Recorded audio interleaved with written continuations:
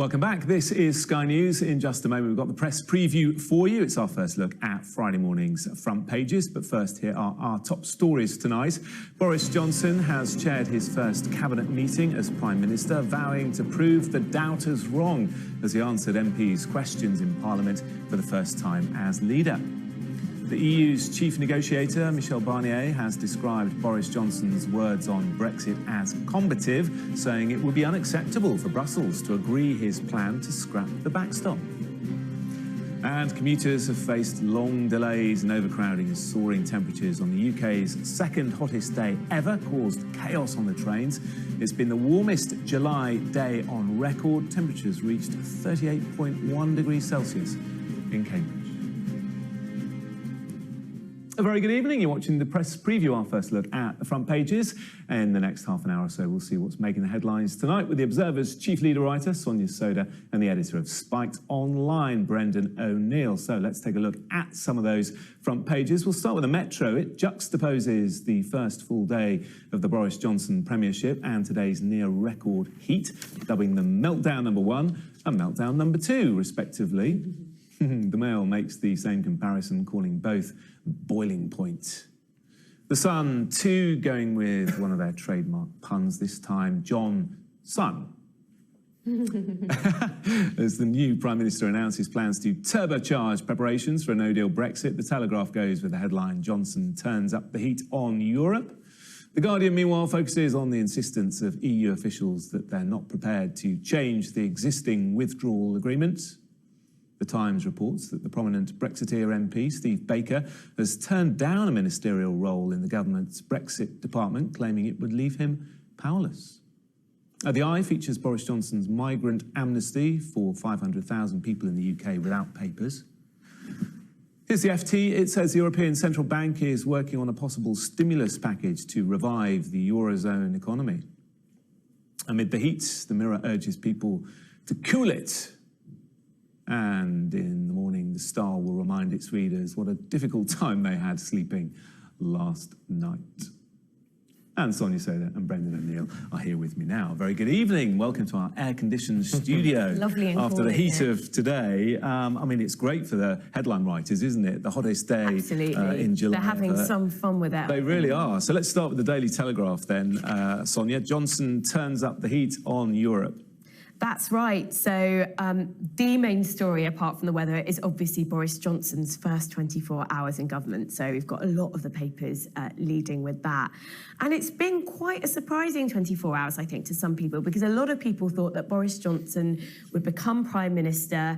The rhetoric would still be there around, very hard rhetoric around we will leave on the 31st of October. If necessary, we'll crash out without a deal.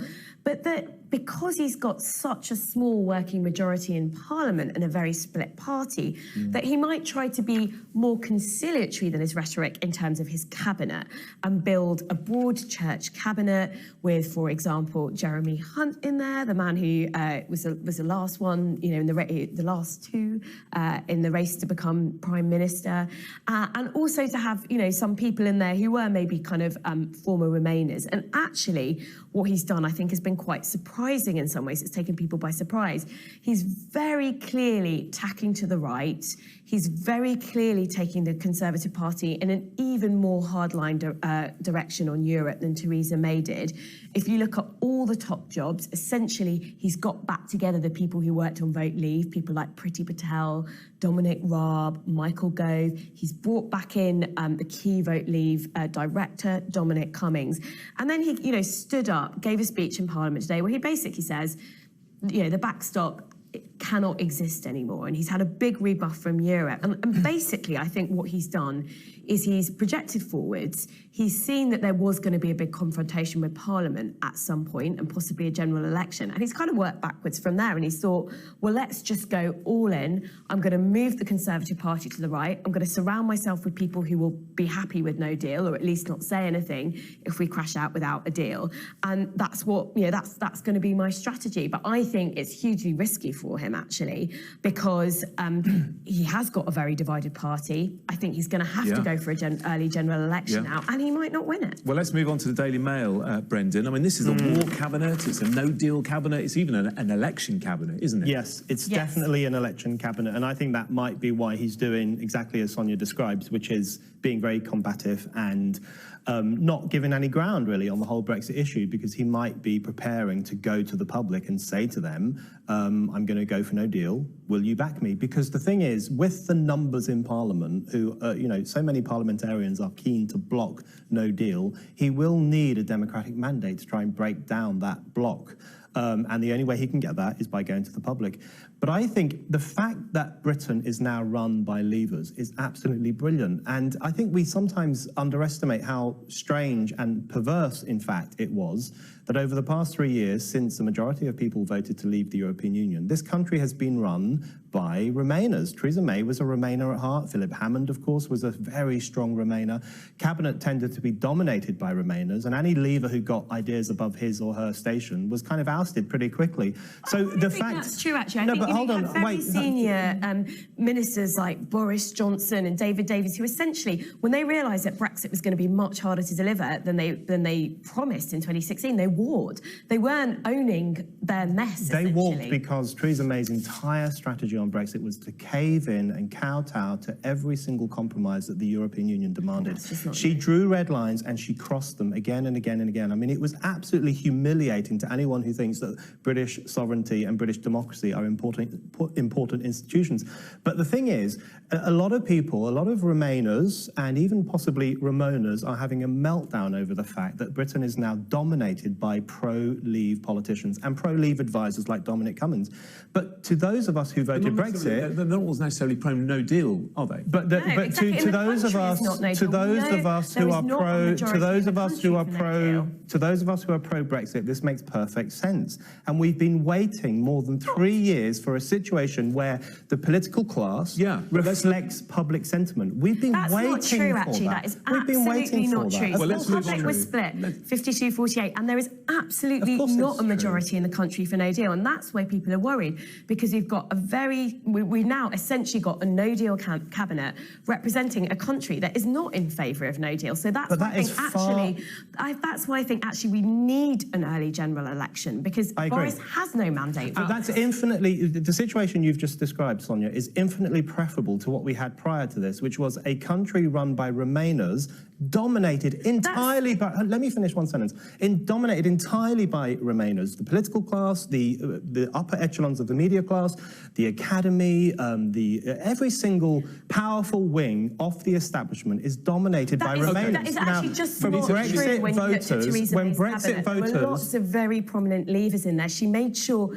she brought Leavers into the cabinet so it reflected the country. The country was not 79, 21 for Brexit. It was 52-48. And so there were very prominent Brexiters who were involved with the Vote Leave campaign in Theresa May's cabinet, and they walked. Let's have a look at the front of The Guardian. I'm going to jump in because I want to get through as many of these papers as we can. What doesn't change is the EU's stance. We may have a different cabinet, we may have a different prime minister. The EU is still saying nothing changes. And that's because the EU has been exposed over the past 3 years as a really ruthless, stubborn, tyrannical institution, which actually thinks that it has the right to boss around a sovereign nation. And this is another thing I think that lots of people will admire about Boris Johnson's first 24 hours. The fact that he was combative, the fact that he said, scrap the backstop and the buck stops with me, and the fact that he is saying to the European Union, listen, your backstop, your Irish backstop, is really an attempt to keep sections of the United Kingdom embroiled in European Union institutions. It's no such thing. The European Union has said themselves... Hold on, I didn't finish what I was saying.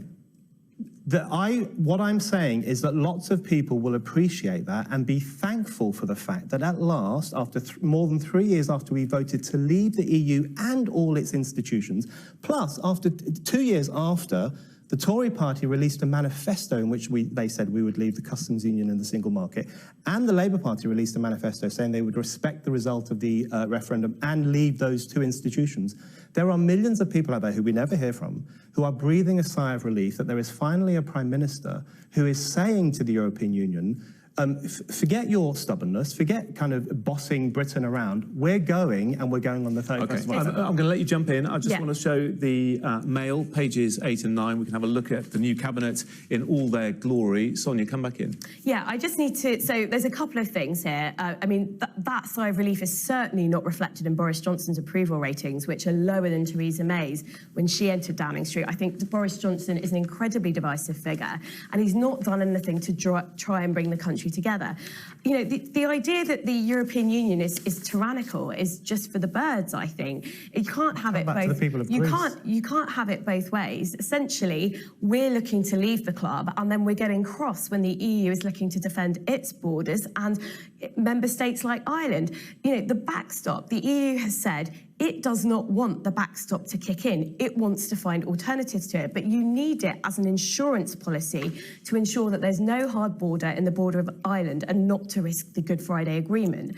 And so I think it's just not right to say the EU is trying to trap us. The EU has put forward a solution. Britain has not been able to come up with anything else. Okay, we must leave it there. Boris Johnson, of course, going on a tour around the country to sell his proposals. Coming up, we go from political heat in Westminster and Brussels to the actual heat pretty much everywhere else. More on those scorching temperatures.